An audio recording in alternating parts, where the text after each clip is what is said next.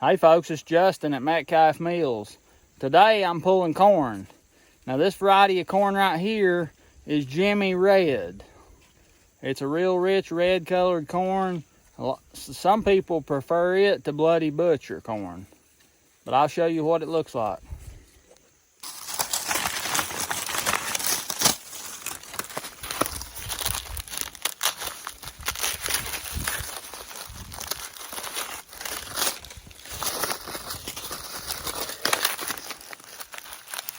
Real dark, rich, red colored corn. You see right here? It's real beautiful stuff.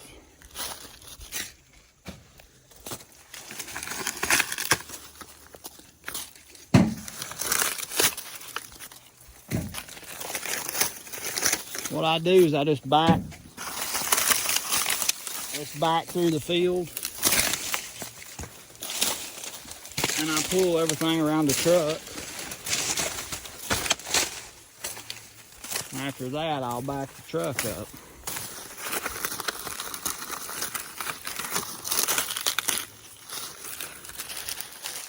See how pretty and dark color that corn is? It makes beautiful speckly looking grits and cornmeal. It's real nice stuff.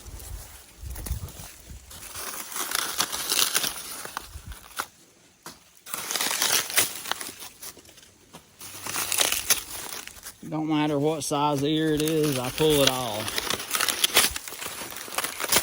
think I've told you before. What I say is, a nubbin is better than nothing.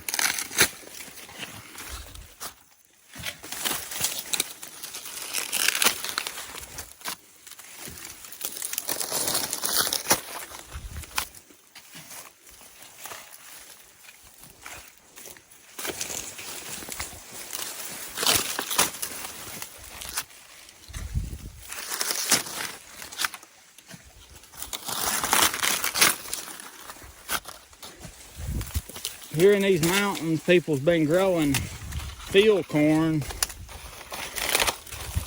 ever since they got here. Now there's a nice big ear right there. What we'd want to do with that thing is save it for seed. And I say it's nice because I can feel it's a good size ear. And the shuck comes all the way down over the end and is closed. Now you'll get some ears where the ear of corn is sticking out the end of the shuck. I don't want that because this keeps the corn protected from weather and other things. But that will be a nice big seed ear. Look at that. Look how beautiful. Just absolutely beautiful corn.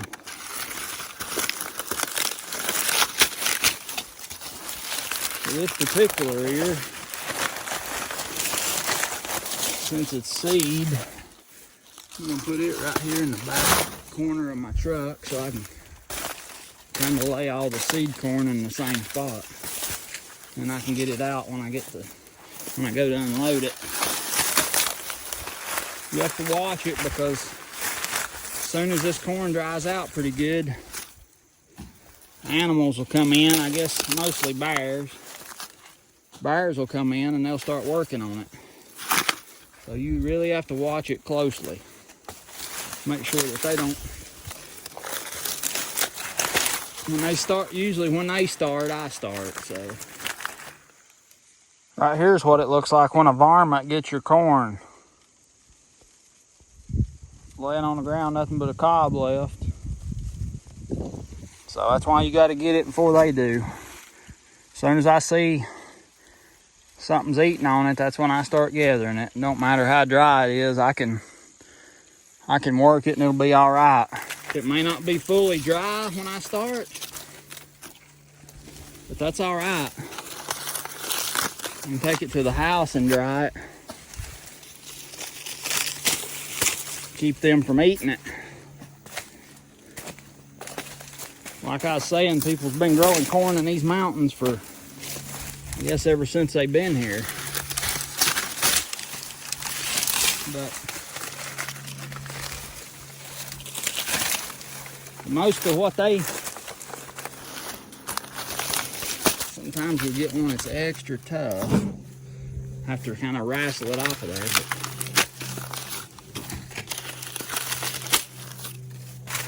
But mostly what they used corn was for cornbread. And they'd cook a mush out of the cornmeal too. They call it cornmeal mush. And it's like a breakfast kind of a thing they'd eat in the morning. And it's good. What makes it good is the good corn that you're using to make it. That's what makes it good. Ain't nothing good if it don't start out good.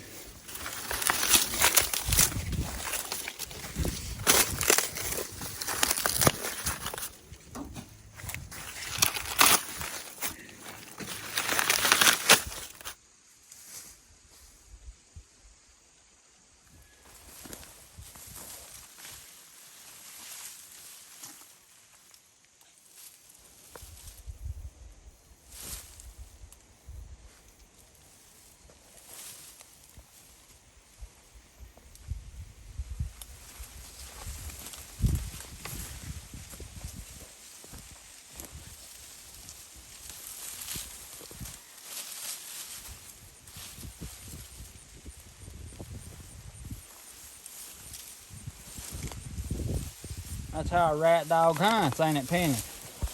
That's how them rat dogs hunt, ain't it, girl? Huh? That's how them rat dogs hunt, ain't it? Huh? That's how them rat dogs hunt.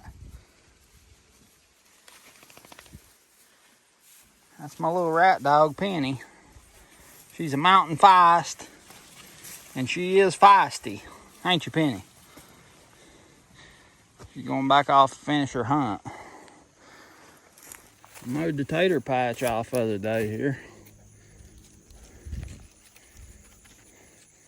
Got to get them dug pretty soon and see what kind of a harvest we get on them.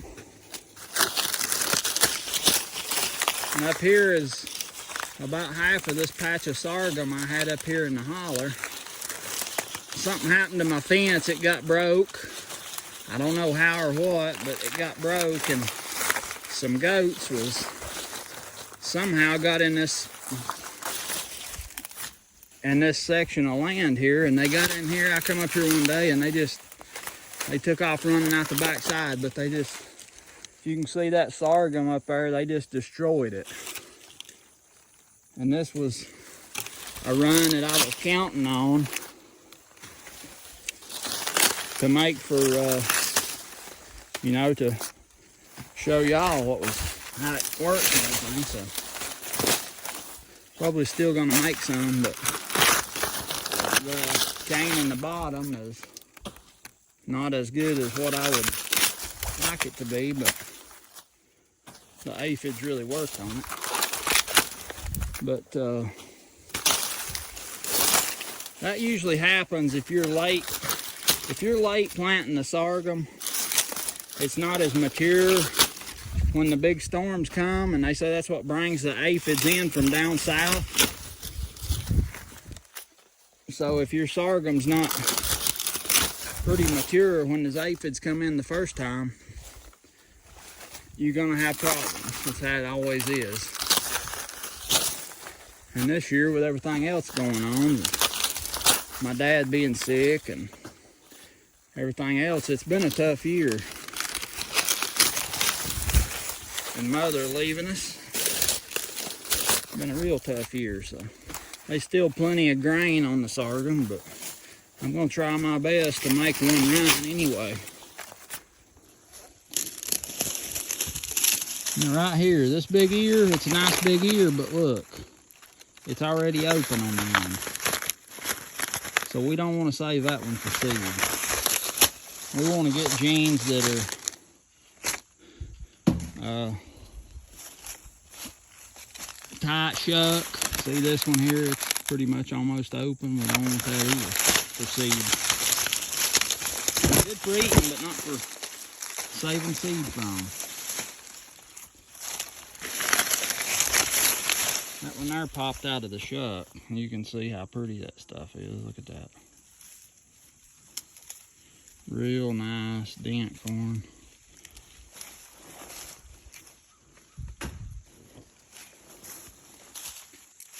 I've got some friends. They're gonna say, why? They're gonna say, bruh, why didn't you call us and let us know you was pulling corn? And this little old piddly patch here, I just thought I'd work on it a little bit today in the sunshine. I think they're busy doing other things, but I've got that big old patch of hickory king down at the bottom that I'll ask for some help pulling it.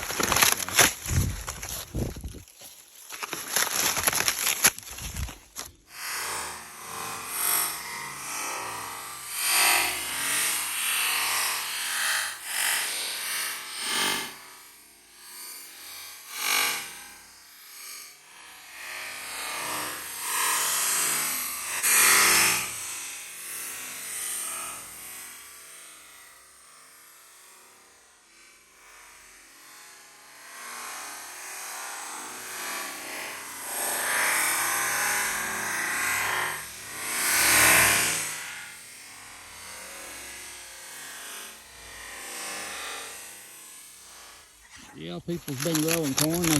They usually grow two different kinds of corn.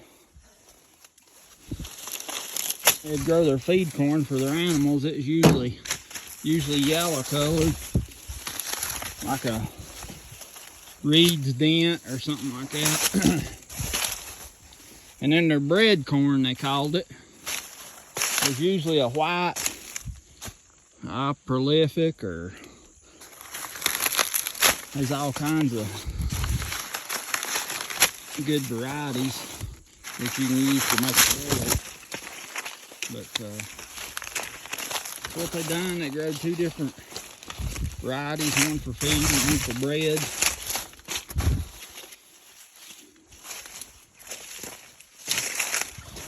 My dad said when he was growing up, every morning, my grandma, his mother, would make 2 pans of cornbread. One for dinner that day, which here in the mountains, dinner is a midday meal.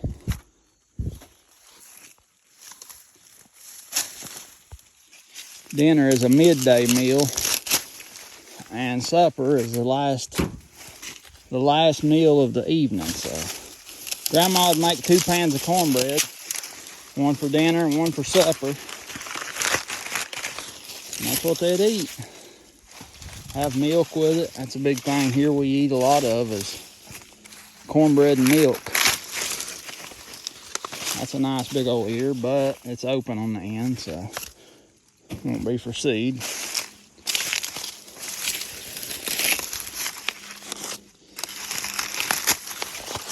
Yeah, bowl of cornbread and milk is some good eating. Real good eating.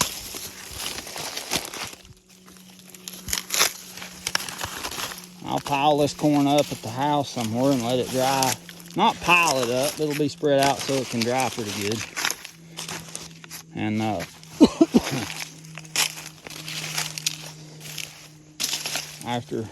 then we'll shuck it.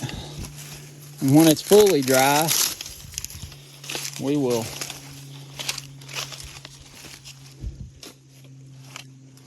probably shell it off, or we'll shell what we're going to mill at that time, but we'll leave most of it on the cob until we get ready to mill it. It'll keep better that way. And if you've got corn left in the springtime, you want to get it all shelled off by about May or something, and put it in a freezer, freeze it out in case the weevils got to it. You want to kill any eggs or anything that might be present get rid of them before they, you know, come out and get into your grains of corn. They'll get in there and just tear them up, eat them up, ruin your corn. So you got to deal with that before it deals with you. It looks like you're getting tired, so we'll take a little break. I'll tell you a story about my great-great-grandpa. He had a log cabin up at close to the head of this creek where he lived. And he built the log cabin, cut the trees, drug the logs out. He had help from his family and neighbors hewing the logs to where they had 2 flat sides. And he built a log house up there, and he had a log crib that he kept his corn in. He had a log apple house. I don't know if his barn was log. I think it might have been.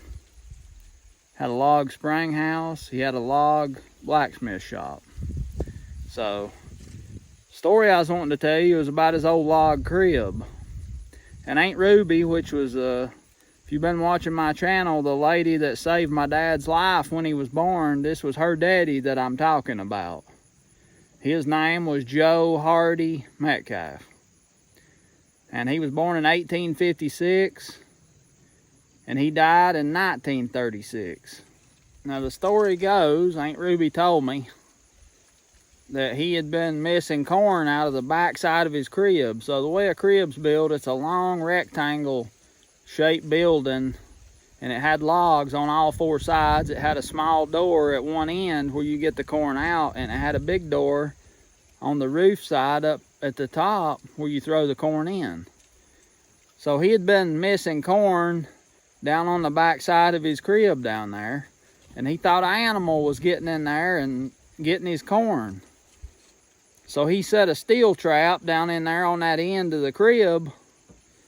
Whatever been coming in there getting it would get caught next time it come in there. So Aunt Ruby said he come out of his door of his log cabin there one morning, and he looked down there at his corn crib, and there's a man hanging on the side of his corn crib there. And he said that man had his arm run over through the crack in his up at the top of his logs down where his corn was. He's just standing there with his arm stuck in the crib. And he went down there, and that man had run his hand in there and got it in that trap, and he couldn't get it out because his arm was run through that crack, see, and he couldn't pull it back out because Pap had that trap tied in there somehow. So Pap got him out of the trap, got him down off the side of the crib. Aunt Ruby said Pap made him go in the house, sit down with him, and eat breakfast at the table with him. And she said the whole time that man sat there, he just sat there with his head down. He wouldn't even look up. He's so embarrassed. And after they got done and the man was leaving, Pap gave him some corn and said, "Now the next time you need corn, you come and ask me for it." So I think that's a pretty good story of years ago, something that happened, and it just makes me think of what kind of man he was and the qualities he had. You know, most people would have handled that totally different, but I believe love is what he chose that day, and I'm thankful for that. Now what I do when I'm backing the truck down through here to keep these corn stalks from going up under the truck and tearing something up, I just bend all the stalks over.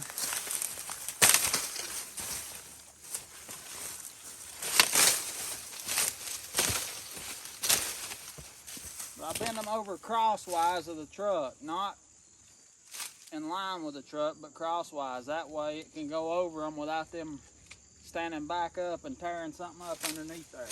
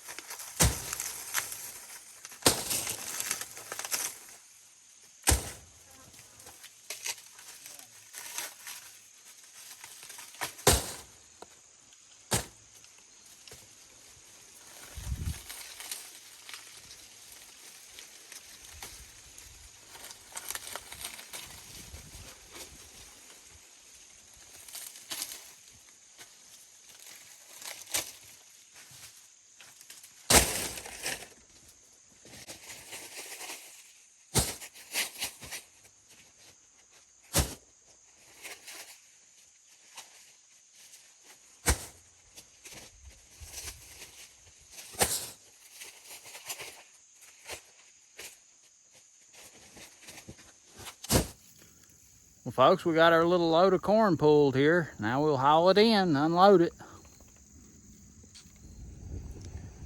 Now, folks, the next thing we'll do here is come in with a bush hog and a tractor and bush hog this field down. And I hadn't decided exactly what I'm going to do after that. But next step, bush hog all this stuff down to the ground, knock all these weeds down and everything. Old stalks so they can decompose over the winter. Look at them pretty mountains up there. Just looky there. Granny, what are you doing, girl? What are you doing, girl? What are you doing, girl?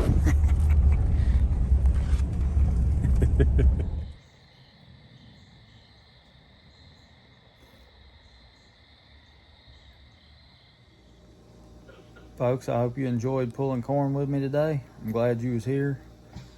I look forward to milling this corn up for some corn milling grits. Like this video if you will, subscribe to my channel. I look forward to seeing you next time.